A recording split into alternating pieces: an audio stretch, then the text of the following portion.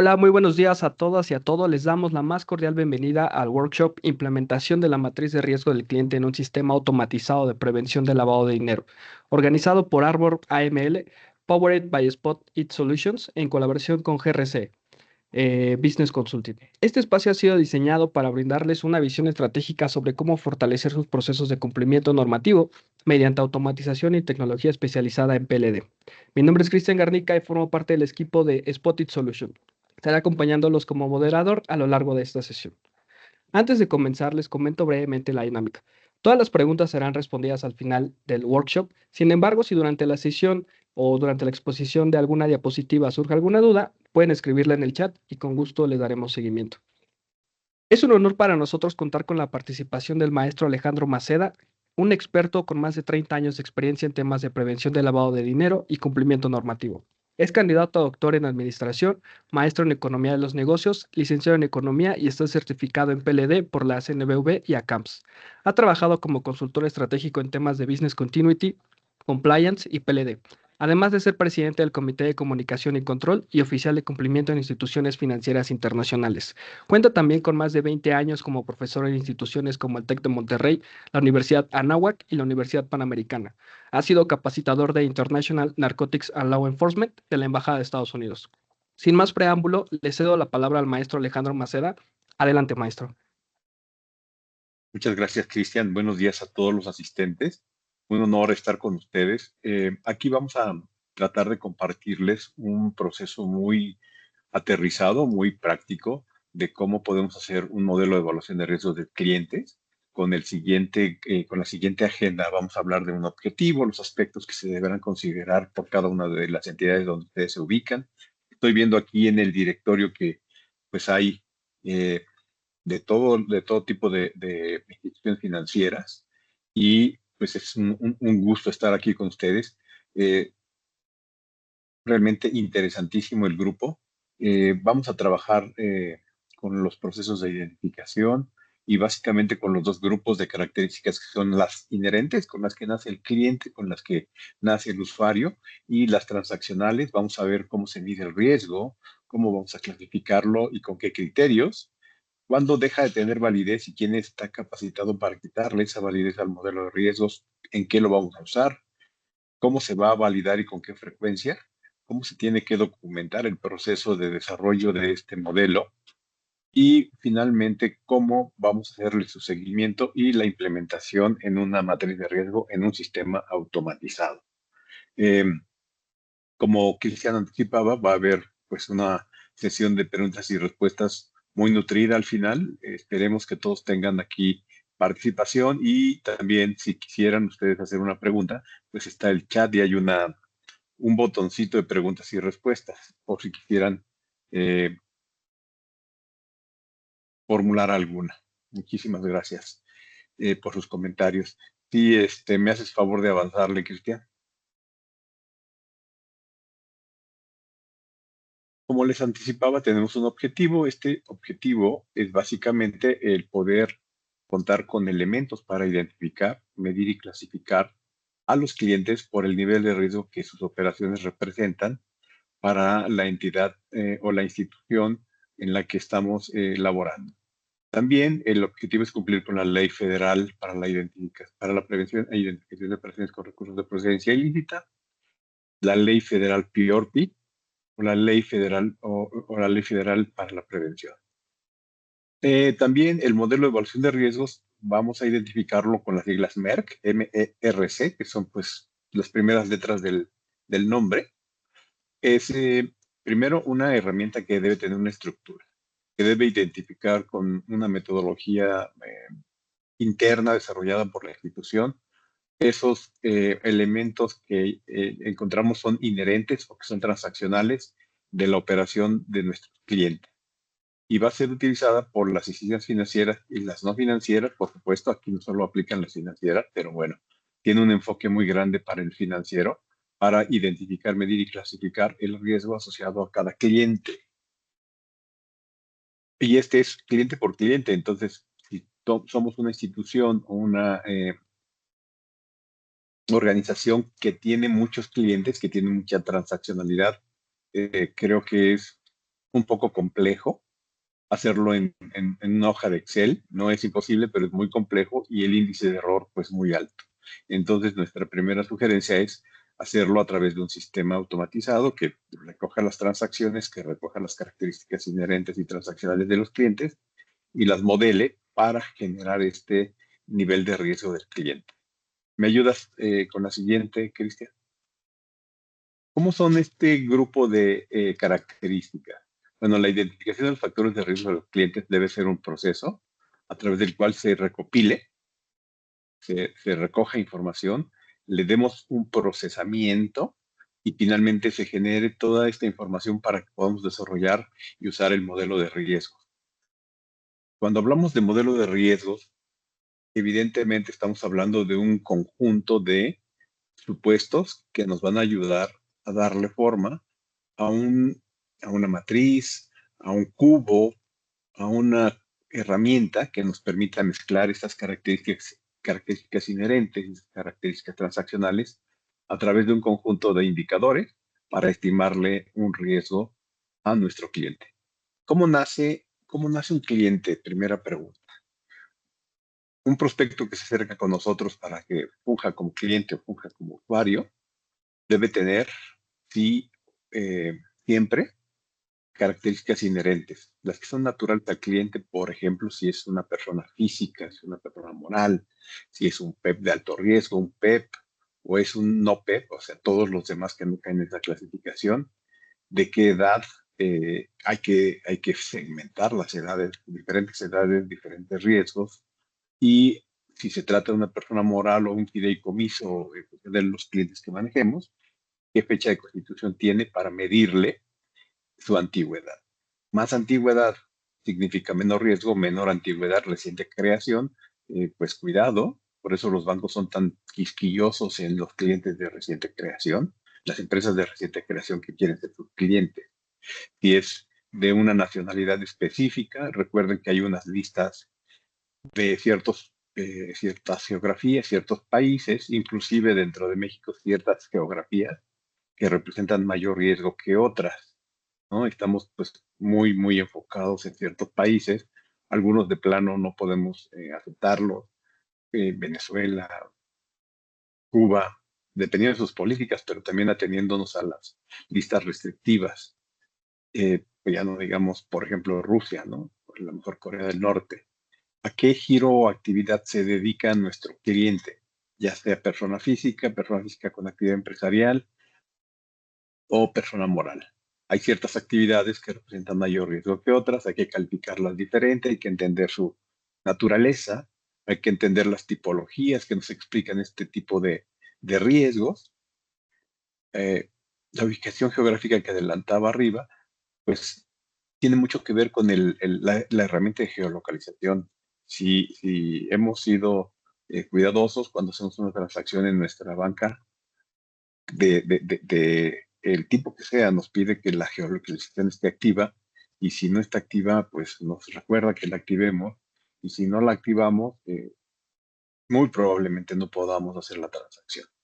Y luego, este producto o servicio con el cual trabajamos. Estoy viendo aquí, por ejemplo, pues eh, de tarjetas, de seguros, de servicios de vehículos, de bancos, de tarjetas de crédito, en fin, un conjunto muy grande, unas empresas más o menos conocidas, algunos seguramente por allí me van a ubicar, grupos interesantes, inclusive cripto dice por acá, entonces el producto es fundamental para entender las características inherentes del cliente. Ese grupo de características pues están dadas, ¿no? Explicaba en algún otro momento, si eres persona física con tu identificación INE, pues hay varios datos que se llenan aquí sin más ni más, ¿no? Nacionalidad, tipo de persona, edad, etcétera.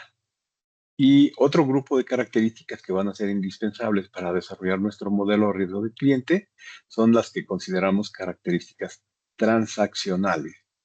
Cuánto vamos a operar en términos de volumen o sea, de dinero, de importe, de pesos, dólares o la divisa que utilicemos, el instrumento monetario que utilicemos. Acuérdense que hay un lenguaje, digamos, regulatorio estándar y el instrumento monetario es una de ellas. ¿Con qué frecuencia vamos a realizar las operaciones con los importes que dijimos previamente?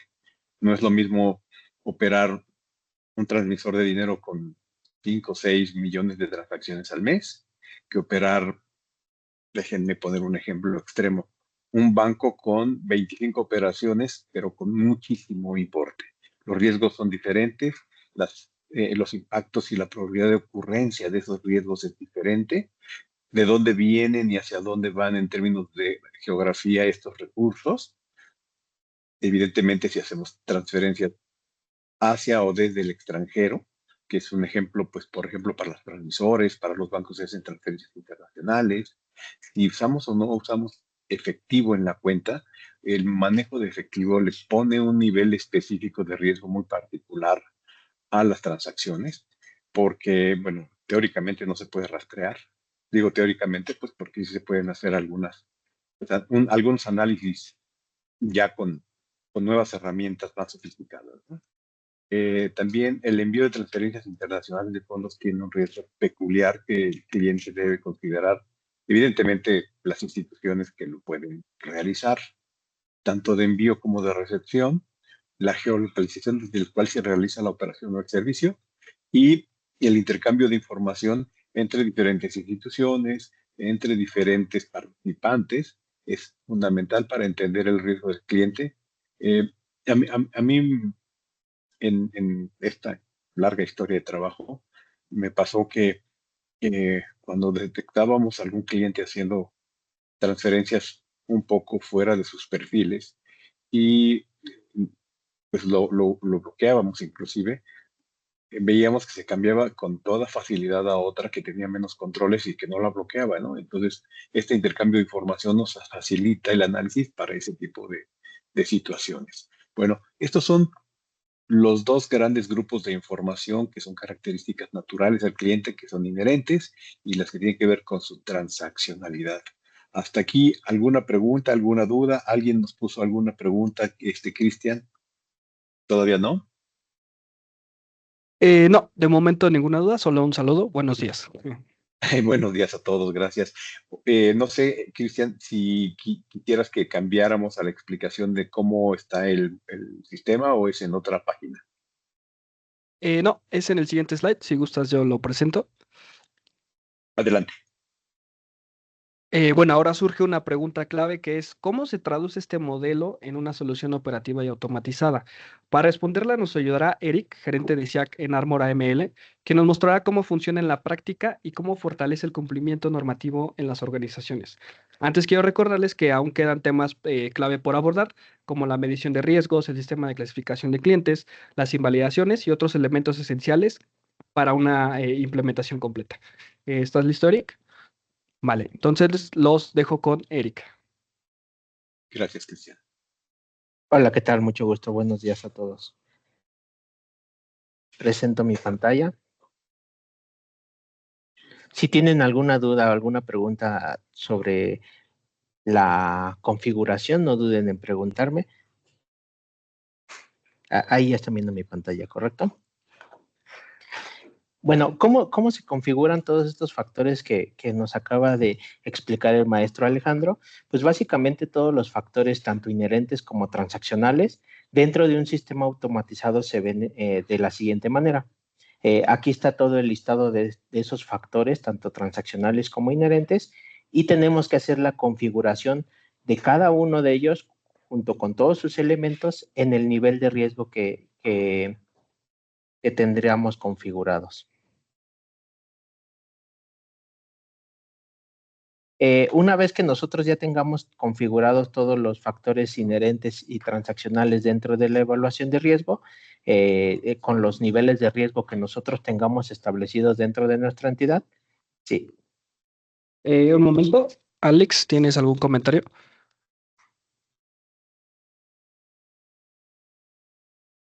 Te quería comentar que no se veía el detalle, pero ya bajó. yo ya lo puedo ver, no sé si lo pueden ver todos los participantes. Sí, me parece que sí. Ok, de acuerdo. Comentaba que una vez que ya tenemos configurados todos los riesgos de cada uno de estos factores dentro de nuestro sistema automatizado, procedemos a ejecutar o a crear nuestra matriz de riesgo, ¿no? En este caso vamos a crear una matriz de riesgo. Tenemos nosotros enlistados todos estos factores que comentábamos hace un momento y tendremos que estar creando prácticamente los grupos, ¿no? El grupo 1 y qué factor es el que va a tener este grupo. Por ejemplo, aquí voy a estar seleccionando la actividad económica, genero un grupo 2, voy a estar ahora utilizando el factor de instrumento, y así básicamente con todos nuestros factores, ¿no? Una vez que nosotros ya tengamos definidos todos los factores que vamos a utilizar en nuestra matriz de riesgo, ahora sí damos clic en generar matriz de riesgo, ¿no? Si se dan cuenta, el sistema automatizado ya te agrega los grupos que tú tienes configurados o que estableciste y les clasifica, bueno, más bien les asigna el porcentaje de calificación de cada uno de sus factores. En total, nuestro puntaje del 100% lo divide entre los grupos que utilizaste, ¿no? Como en este caso solo utilicé 2 grupos, pues me asigna un 50% entre cada factor, ¿no? Este porcentaje solo es como sugerencia, nosotros también lo podemos estar cambiando si nosotros lo necesitamos con algún otro peso. En este caso, le estoy dando a actividad económica un peso del 80% y al factor de instrumento un peso del 20%, ¿no? Me voy a ir un poquito a una matriz que ya teníamos preparada para el ejercicio. Si se dan cuenta, nosotros tenemos 2 matrices configuradas. Dentro de un sistema automatizado ya te permite la generación de una matriz inicial. Esto para todos los clientes que van llegando y para que estemos apegados a la regulación donde estemos entregando una calificación de grado de riesgo a todos esos clientes que van llegando, ¿no? O que se están generando, no, se están firmando con nosotros, ¿no? Pero si se dan cuenta, en esta matriz únicamente uso los factores inherentes, que son los que nos comentaba el maestro Alejandro. En este caso, yo tengo configurada esa matriz para mis clientes iniciales y también tengo configurada una matriz para los clientes que ya tengo existentes, ¿no? Y que voy a estar ejecutando el riesgo de manera periódica. En esta otra matriz, aquí ya incluyo factores transaccionales con los que yo puedo estar haciéndole el cálculo de riesgo a todos nuestros clientes, ¿no? Puedes estar definiendo dentro del sistema automatizado N cantidad de matrices, lo recomendable es que sean 2, tanto una inicial como una periódica, ¿no?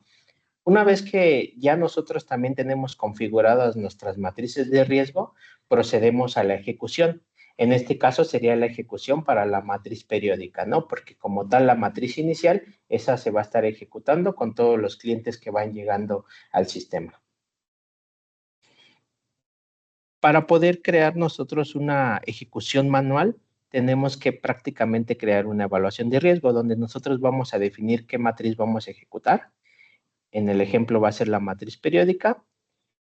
Tenemos algún filtro por grado de riesgo si quisiéramos efectuar la evaluación solo para los clientes de grado de riesgo alto, bajo o medio, ¿no? O en su defecto podríamos estar seleccionando todos los nombres que nosotros necesitemos, ¿no? Yo voy a seleccionar el nombre o los clientes que voy a estar ejecutando. Inclusive puedo programar la ejecución. Es decir, si yo quiero ejecutar esta matriz de riesgo, la quiero ejecutar para el próximo lunes, le pongo el 2 de junio a la hora que yo lo voy a estar ejecutando y en ese momento el sistema automatizado va a lanzar la ejecución. Después de esta hora ya tendríamos los resultados de la evaluación de riesgo, ¿no? Así es como nosotros podemos tanto crear y ejecutar una evaluación de riesgo. Ahora, ¿cómo se ven los resultados dentro de una matriz automatizada? El sistema va a arrojar un Excel con los siguientes cálculos, como se ve en este ejemplo, donde está la hora de ejecución, la matriz que se ejecutó, la personalidad fiscal, el nombre y cada uno de los puntajes que obtuvo en los factores que tuvo configurados dentro de la matriz de riesgo. El peso que tenía cada uno de los factores y el resultado final por cada factor, ¿no? Al final se le asigna su puntaje como grado de riesgo. En este caso, el cliente nos dio un grado de riesgo bajo, su puntaje final, y el sistema en automático, una vez que ya se ejecuta la matriz de riesgo y obtenemos este resultado, en automático se le actualiza el grado de riesgo. Supongamos que este cliente tenía en su momento un grado de riesgo medio. En el momento en el que se ejecutó y obtuvo como resultado Una consulta, Eric. bajo. Me parece que no se ve tu pantalla, estás proyectando un Excel, ¿no? Sí, correcto. ¿Lo puedes compartir, por favor? Permítanme.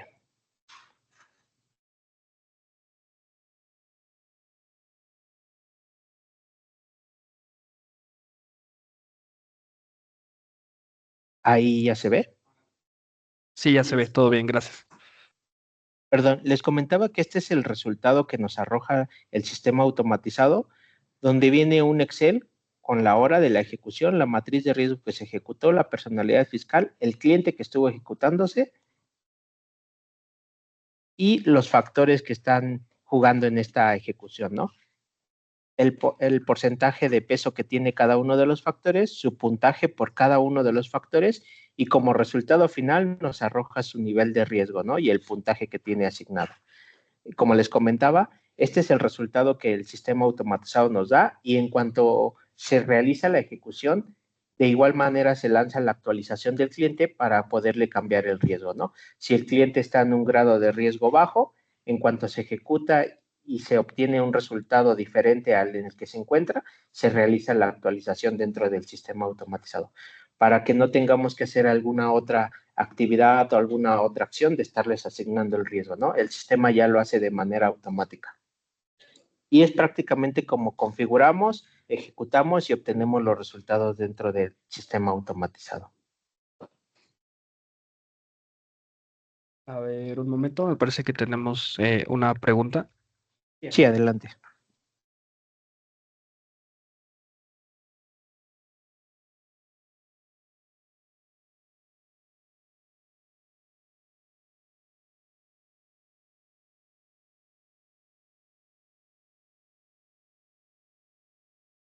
Perfecto. Continúo, por favor.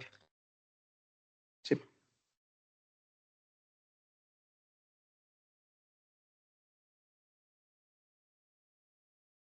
Continúa, Eric, por favor. Ahorita me parece que por ahí hubo un detalle.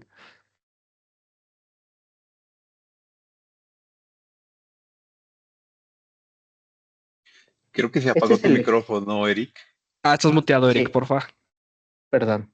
Les comentaba que básicamente es como nosotros vemos tanto la ejecución, la evaluación y la obtención de los resultados dentro del sistema automatizado. Es como nosotros tendríamos integrado esta calificación de grado de riesgo para los clientes.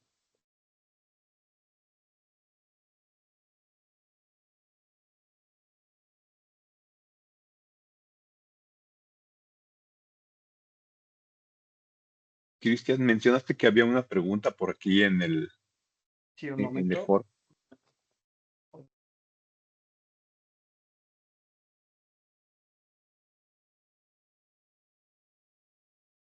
Listo, la pregunta. Muchas gracias, Eric. De todas maneras, si tenemos alguna duda adicional, yo creo que te vamos a dar el espacio, ¿vale, Eric? Muchas gracias. De acuerdo. De ahí la pregunta es de Adrián. Menciona, ¿cuál es la diferencia entre una matriz de evaluación temprana y una evaluación normal? No sé si nos puedas ayudar, Alex. Sí, con muchísimo gusto. Lo que revisábamos previamente con la definición de características inherentes y características transaccionales nos da una explicación muy clara de cómo diferenciar esto. Me voy a regresar. Les decía, al inicio conocemos con mucho detalle estas características. Nosotros definimos los productos y servicios en función de qué institución financiera o no financiera se trate. Y después sabemos qué tipo de persona. Yo les decía el ejemplo más extremo con su INE, pues sabemos varios datos, tipo de persona, edad, nacionalidad. Este giro o actividad evidentemente lo tenemos que preguntar. La ubicación geográfica tiene que ver con dónde estamos haciendo el negocio y el producto o servicio, pues allí del que se trate, ¿no? Ok, vale, muchísimas gracias, Alex. ¿Te parece si continuamos con la presentación? Sí, con gusto. con gusto. Claro, deja cambio la diapositiva. Aquí voy, Listo. aquí voy. Para que no nos atropellemos, yo aquí le moví. Discúlpame. ¿Cómo medimos los riesgos una vez que definimos las características inherentes y transaccionales?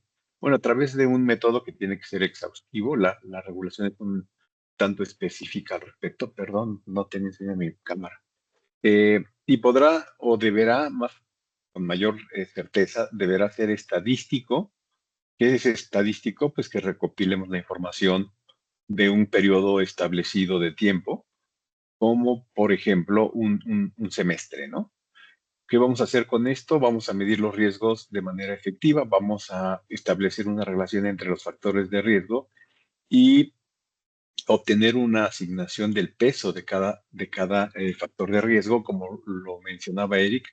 Cada factor tiene un porcentaje y ese porcentaje se refiere a el peso que tiene respecto del total de elementos que hemos seleccionado para calificar el riesgo del cliente.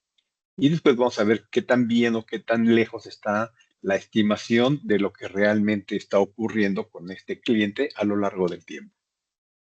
No sé si para esta parte alguien tenga alguna pregunta, alguna consulta. Veo el chat. ¿Qué? ¿Cuál es la diferencia entre la matriz? Ya, perdón, fue la pregunta. Sí, es correcto. De momento ninguna duda. Perfecto, gracias. Continuamos. ¿Cómo te ve en un Excel este modelo? Bueno, se ve lo voy a cambiar para que se vea con más detallito. Aquí están las características inherentes. La primera columna se refiere a un consecutivo y luego al ponderador, este porcentaje que nos ayuda a explicar qué tanta influencia tiene en nuestro modelo de evaluación de riesgo del cliente. Por ejemplo, anticipaba yo, el tipo de persona pues es un grupo de que es un PEP de alto riesgo, que podemos tener clientes de ese tipo, pero bueno, tienen un proceso de aprobación y de seguimiento, etcétera, ¿no? Un PEP que sea nacional y un grupo de personas que no son ninguna de estas dos, que es no PEP, y con base en un conjunto de características que debemos explicar en nuestra metodología, asignarle un peso respecto de qué tanto riesgo representa para la institución, alto, medio o bajo, y un valor de evaluación que puede ser 1, 2 y 3 o 30, 20 y 10 o el número que ustedes definan, pero que se explique. Puede ser 1, 3 y 5, puede ser, sin embargo hay que justificar por qué estamos usando estos números. Y entonces para obtener el cálculo del riesgo por característica, multiplicamos nuestro ponderador por el valor de la evaluación. En este caso es 5% por 10 y es 0.05. ¿Qué representa este 0.05? La multiplicación de estos dos elementos. Y se dan cuenta, aunque tenemos tres, solo estamos seleccionando el de este cliente al que le corresponde un riesgo bajo y un ponderador de 5%. Así lo hacemos para cada una de las características, tanto inherentes como transaccionales. Y después, conforme vamos obteniendo estos números, hacemos la suma de estos números y nos da un resultado. Este resultado para este ejercicio específico es 20 y este 20 cae en un conjunto de escalones que definimos entre 15 y 24, entre 25 y 34, y 35 y 45. ¿Por qué no es 100? Por los valores que se asumen, por los porcentajes que se asignan. Sin embargo, sí se tiene que distribuir este 100% entre cada uno de los entre cada una de las características inherentes y transaccionales, lo que les explicaba Eric de estos porcentajes para llegar al 100%. Oye, mi cliente tiene características transaccionales nada más de no operar más que en México. Entonces este se vuelve cero y el de abajo se vuelve cero y el de abajo se vuelve a cero porque no hay transferencias y entonces se distribuyen de diferente manera estos valores, pero tienen que sumar cero, ¿no? Porque alguno va a tener un peso mayor que otro. Este 20 cae en este rango entre 15 y 24, lo cual significa que nuestro cliente tiene un nivel de riesgo bajo. ¿Preguntas aquí? ¿Dudas? ¿Necesitamos más detalle? Por favor, con toda confianza, díganmelo. Me parece que todo en orden. De todas maneras, si alguien, algún asistente tiene alguna duda, puede escribirla por chat o levantar la mano y con gusto leo la pregunta o les damos el espacio. Muchas gracias, Cristian. Ya me deshabilitaste el avance. ¿Me ayudas con la siguiente?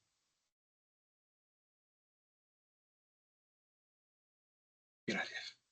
¿Cómo vamos a clasificar a los clientes? Con un conjunto de criterios que se debe establecer diferentes grados de riesgo que permitan diferenciarlos de forma significativa. Previamente, ustedes vieron que yo puse 3 niveles. Podemos poner 2, lo cual significa que vamos a ser más conservadores. Y podemos poner 5, según las características que tengamos de nuestros clientes y el apetito al riesgo de la institución. ¿Qué es más sencillo? Para fines de cálculo, mi experiencia es que es más sencillo tener 3, y la regulación lo permite 2, porque o estás completamente tranquilo o estás completamente fuera de esos niveles, y cuando estás fuera de esos niveles, pasas de bajo a alto, pues hay un conjunto de actividades que realizar. Yo decía hace rato, pues te tienen que autorizar. Un PEP de alto riesgo tiene que ser autorizado, y ustedes ya saben, correr un proceso de vida diligencia mejorada, y etcétera, ¿no? Yo insisto, es más sencillo tener 2 niveles, es un poquito más conservador en términos de riesgo, y 3 creo que es un número adecuado y muy manejable para fines de nuestra explicación en la metodología y de nuestro modelaje en el sistema y de las clasificaciones que podemos hacer. Entonces, recomendación 3, la regulación lo permite 2. Si necesitan más, mucho cuidado en cómo los vamos a diferenciar. Es como la primera gran recomendación. Y obviamente, pues hay que justificarlo, hay que considerar pues que van a ser sujetos de evaluación y que debe ser muy clara la diferenciación entre los diferentes tipos y niveles de riesgo que tenemos. Y cada grado de riesgo debe tener de una forma muy clara y muy, muy detallada qué criterios de clasificación se utilizan. Finalmente, el sistema podrá incorporar componentes de criterio experto.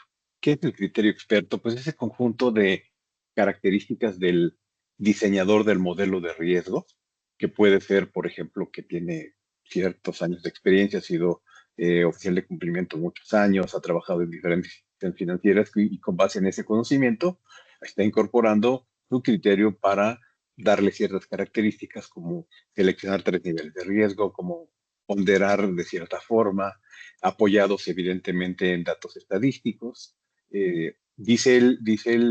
La regulación que pues incorpora este criterio experto, pero debes justificarlo y documentarlo ampliamente, como lo estoy señalando aquí. ¿Me ayudas con el siguiente, Cristian?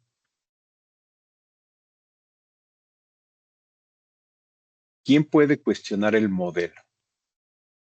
Debemos describirlo de forma adecuada eh, en nuestra metodología, y deben puntualizarse los supuestos en los que se puede dejar sin efecto o invalidar los resultados del proceso de clasificación, especificando quién, cómo y en qué medida se contará y se encontrará facultado para ello. También el proceso de invalidaciones nos dice que podemos desarrollar directrices y procesos para estudiar aquellos casos que sean invalidados, y por lo cual necesitemos o utilicemos información para estos procesos, incluyendo el intercambio de información. Como instituciones financieras y no financieras, como entidades, debemos documentar en una bitácora o en un registro la asignación de cada nivel de riesgo, incluyendo al menos la identificación del personal responsable de la aprobación de tales invalidaciones, y darles seguimiento. ¿En dónde lo podemos poner? Pues fácil, muy fácil, en nuestras minutas de los comités, quienes no tienen comités, en el manual, o si tienen comités, evidentemente en los acuerdos, para darle el seguimiento apropiado. Y esta parte de, por ningún motivo, deberán tenerse clientes que no tengan una clasificación. Retomando el tema de la clasificación temprana, pues el cliente debe nacer con un nivel de riesgo. Eh, Normalmente o deseablemente debe ser de riesgo bajo, con excepción de los PEPs pues de alto riesgo extranjeros, ¿no? No sé si hay alguna pregunta aquí, algún comentario. Esta parte de las invalidaciones me parece que es importantísima. Evidentemente hay que tener mucho cuidado de a quién le damos esa facultad para que no nos tire nuestro modelo por desconocimiento. No sé, Cristian, alguna duda por allá en el chat, en el botón de preguntas y respuestas. En el chat de momento todo bien. Ok, ¿podemos avanzar, por favor? El uso del modelo de riesgo. El uso del modelo de riesgo nos pide que haya revisiones y actualizaciones de los factores de riesgo cuando se cumplan supuestos como el cambio de la dimensión y características inherentes del cliente. El cliente, por la biología, pues, va a cambiar de intervalo de edades con el paso del tiempo. El cambio del perfil transaccional del cliente de acuerdo con qué tanto más o qué tanto menos nos está operando. Y cuando se presenten cambios de cualquier otra definición que tengamos en nuestro modelo de evaluación de riesgo del cliente. También hay un periodo mínimo que es por lo menos cada 6 meses y para ver si eso no es necesario modificar el riesgo del cliente, como anticipaba Eric, lo puedes dejar programado en tu sistema o en nuestro sistema Armor. Lo puedes ejecutar en cualquier momento o una combinación de estas opciones. También un proceso periódico para obtener y actualizar la información que nos da pues este input de los factores de riesgo y cuando el grado de riesgo de un cliente se incremente, intensificar la revisión de los factores de riesgo. Eh, para quienes están en bancos, la regulación tuvo una modificación bien importante y bien interesante en agosto de 2024, en la que se pone un nuevo requisito y el modelo no el modelo, nuestro sistema de PLD en sus alertas, en sus modelos, en sus diferentes opciones de funcionamiento, de funcionalidad que tiene, deben ser evaluados por lo menos cada 2 años. Y entonces parte de estas evaluaciones al modelo de riesgos pues caen en ese grupo de evaluaciones. Eso es para bancos, insisto. Sin embargo, no descarto que se generalice para las otras instituciones en un corto plazo. También en el uso del modelo de riesgos debemos conservar el historial de la clasificación de los clientes, incluyendo los grados de riesgos asignados por primera vez, esta asignación temprana que preguntaban, y las fechas en que se realizaron las nuevas clasificaciones. ¿Qué es esto? Pues ni más ni menos que la historia y la evolución de nuestros clientes. En el caso de usuarios es diferente, no hay tanta historia, a menos que sean usuarios que tengan cierta recurrencia en nuestros procesos. Adelante, por favor, Cristian. ¿Cómo vamos de tiempo? De tiempo Eh, vamos bien, nos quedan unos 15 minutos.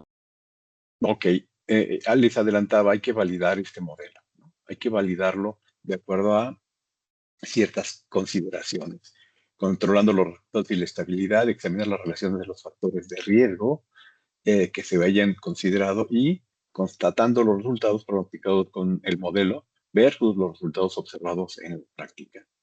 Si un cliente se mantiene en riesgo bajo a pesar de altas transaccionalidades o de altos montos transaccionados, pues evidentemente algo no está funcionando de manera correcta. En el otro extremo, si tenemos infinidad de transacciones y el modelo no detecta estos cambios, pues debiéramos hacerle algún tipo de validación a las características inherentes y a las características transaccionales para validar que el modelo esté actuando de forma correcta y esperada. Para llevar a cabo la validación de los modelos de riesgo se debe eh, hacer una validación interna que sea realizada por alguien independiente a quien desarrolle el modelo. Se deben encontrar y establecer criterios y procedimientos de clasificación para que sean revisados periódicamente con el objetivo de garantizar la vigencia. Comparar por lo menos anualmente los criterios versus los grados de riesgo obtenidos y demostrar que se encuentran dentro de los rangos esperados. ¿Cómo podemos hacer esto de una forma más o menos sencilla? Con muestreo estadístico, con muestreo aleatorio, y evidentemente pues apoyándonos de un área independiente, porque no tiene ningún sentido que el que lo desarrolla lo valide. Va a haber allí un cierto riesgo de conflicto. Debe haber claramente desarrollados procedimientos de revisión para que se detecten y se limiten o puedan limitarse los riesgos de un modelo que no esté completamente operacional y bien calibrado, y verificación continua de los procesos operativos para la medición del riesgo y el sistema de clasificación para que se asegure su correcta funcionamiento e implementación. Adelante, por favor, Cristian.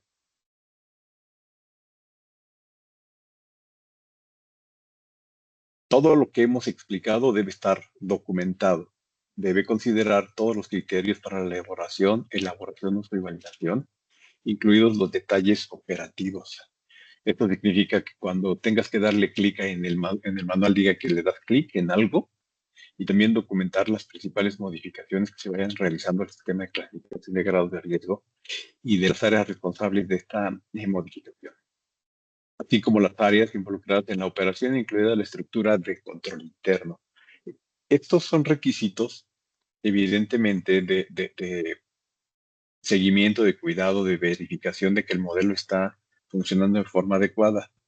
Aquí una pregunta para todos ustedes. ¿Por qué es tan importante conocer el nivel de riesgo del cliente? ¿Qué les viene a la mente cuando le preguntamos a la entidad? ¿Por qué es tan importante el riesgo de tu cliente? ¿Quién hace el lavado de dinero en una institución? Como parte de la respuesta.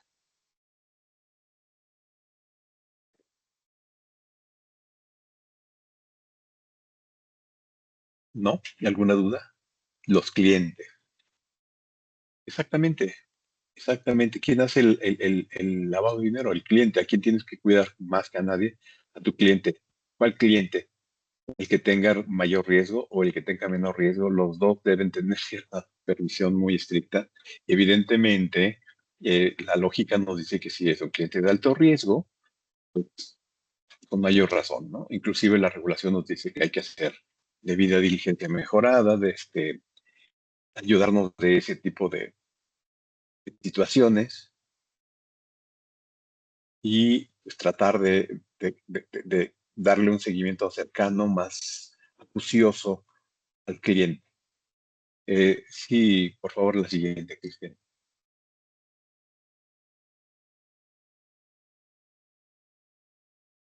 El modelo ya se desarrolló, ya se revisó, ya tenemos la documentación, ya lo estamos cuestionando. Ahora hay que darle seguimiento al uso del modelo de riesgos. De forma anual hay que hacerle eh, un proceso de entrega y de información a la comisión.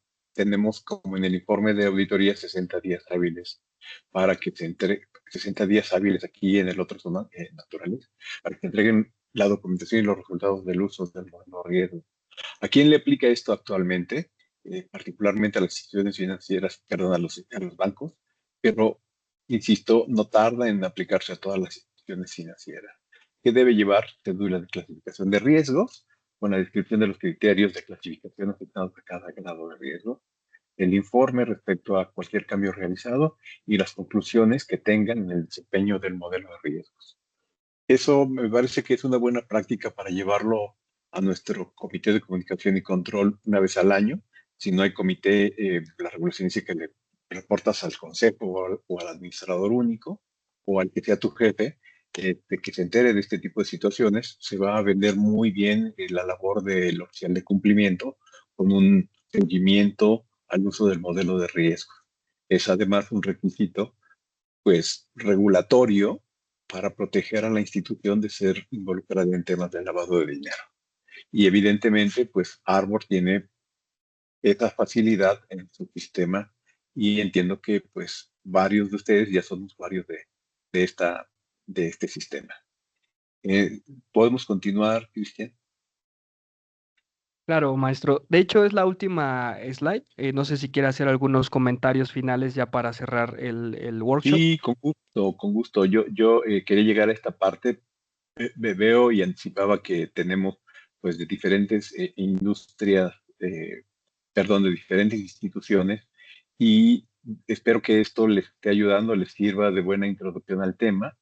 Y bueno, eh, hay algunas que son más sencillitas, otras que son muy, pues exigentes en términos de transaccionalidad. Y quiero abrir el micrófono para que todos los asistentes, si tienen alguna pregunta, alguna duda, alguna consulta, o quisieran contribuir con su opinión en este momento, pues sea el más adecuado y bienvenidos todos los comentarios. Claro, tenemos una pregunta por chat, maestro. Se la leo. Para el Ujú. caso de clientes, usuarios o socios de alto riesgo SE, por disposición de ley, ¿cómo se lleva a cabo la evaluación semestral? Para ellos, es decir, ¿utiliza otra fórmula matemática? No, no, no. Vamos a hacer un solo modelo y lo vamos a aplicar de forma constante y consistente para todo tipo de clientes. Pero por definición, un tipo particular de clientes que son los PEPs extranjeros, pues nacen como clientes de alto riesgo. Y su transaccionalidad nos va a decir qué tan correcto o incorrecto es esa situación. Y por el otro lado, si nacieron de bajo riesgo y la transaccionalidad nos dice que nos declararon 5 operaciones de 100,000 pesos al mes y resulta que hacen 5 de 500,000, rompieron el perfil transaccional pues 5 veces, ¿no? ¿Qué vamos a hacer con ellos? Reclasificarlos en su nivel de riesgo, aplicarles las medidas de debida diligencia, de seguimiento más cercano, de cuestionarios sobre origen y destino de recursos, en fin, todo lo que tienen definido en su manual. Y con base en, con base en esta información, pues a lo mejor recalibrar nuestro modelo de riesgo. Por aquí me apareció otra pregunta. No sé si fui claro con esta respuesta, si hay necesidad de algún otro detalle para movernos a la siguiente pregunta. Es correcto, Alejandro. Si resolvimos tu pregunta, pues no pasa nada, todo ok, pero si tienes alguna adicional, adelante. Ah, ya nos contestó. Ok, muchas gracias. Y también tenemos otra pregunta, se la leo. ¿Cómo se Ujú. analiza la matriz de riesgo en relación con los pesos asignados cuando un mismo cliente utiliza una diversidad de productos o servicios de forma combinada? Es que ahí hay un punto bien importante. ¿Me podrías regresar al Excel nada más para fines de explicación? Ahí hay una pregunta bien interesante. Yo les decía, ¿qué hacemos? ¿A qué nos dedicamos? Los productos, por eso tienen una mención en particular los productos. Pues por exactamente la pregunta que nos mencionas aquí. ¿A quién le vamos a dar mayor peso? Acá hablamos de productos, ¿no? Acá abajo. Y aquí hablamos cartera de captación, crédito, pero pues puede crecer tanto como lo necesitemos, mucho más, ¿no? Muchísimo más. Ese lo puedes crecer. Supongamos que hablamos de banca múltiple y que tiene eh, cuenta de ahorro, cuenta de ahorro con intereses, eh, inversión a largo plazo, banca patrimonial, y en créditos tiene eh, crédito de nómina, crédito personal, tarjeta de crédito. Todos esos productos van a significar pues un mayor riesgo porque le estás abriendo la puerta a diferentes transacciones por diferentes tipos de productos. Y ese 10% probablemente lo tengamos que recalibrar en función de cómo definimos que va a tener esos pesos.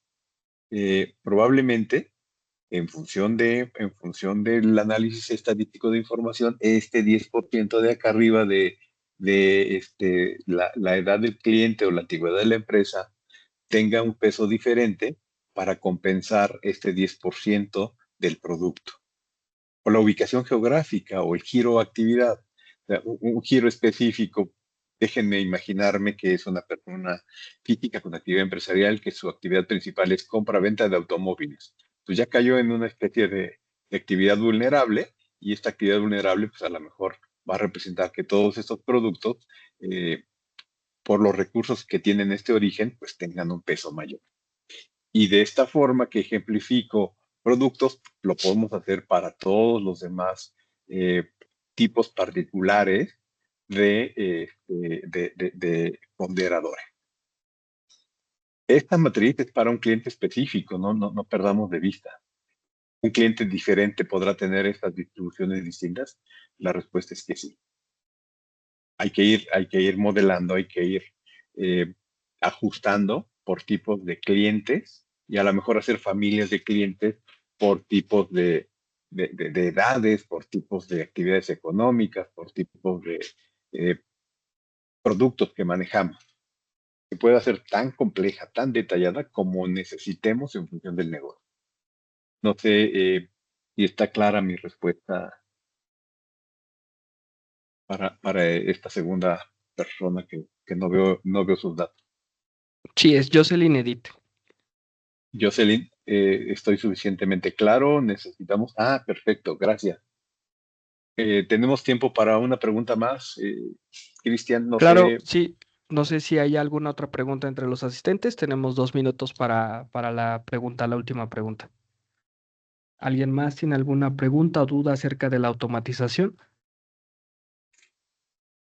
Si quieres, vámonos a la lámina de datos de contacto para ambos.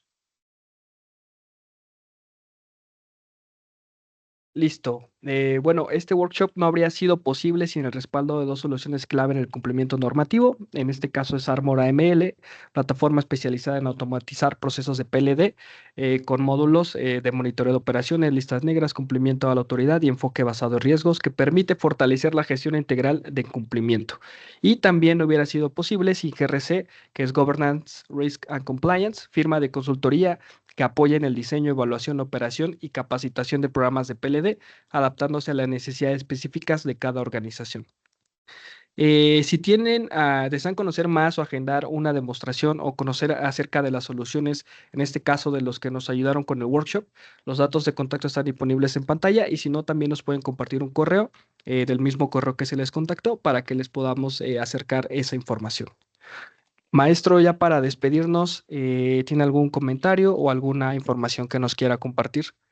No, bueno, estamos igual que Armor y que Spot IT, estamos en contacto. Aquí están nuestros datos de contacto para consultoría, sobre todo en estos temas que son cruciales y que se están volviendo el estándar de la industria para fines de prevenir riesgos en las instituciones. Y bueno, agradecer la asistencia de este grupo. Y pues un saludo para todos, un cordial saludo. Muchísimas gracias. A nombre de Armor AML, IGRC y Spotted Solution, queremos agradecer sinceramente su asistencia y participación. Esperamos que la información compartida les haya sido de valor para fortalecer su estrategia de cumplimiento y automatización en PLD. Gracias por confiar en nosotros. Nos vemos en los próximos eventos. Que tengan excelente día. Muchas Hasta luego, gracias. maestro. Muchas gracias a todos. Muchas gracias. Gracias, gracias. Hasta luego.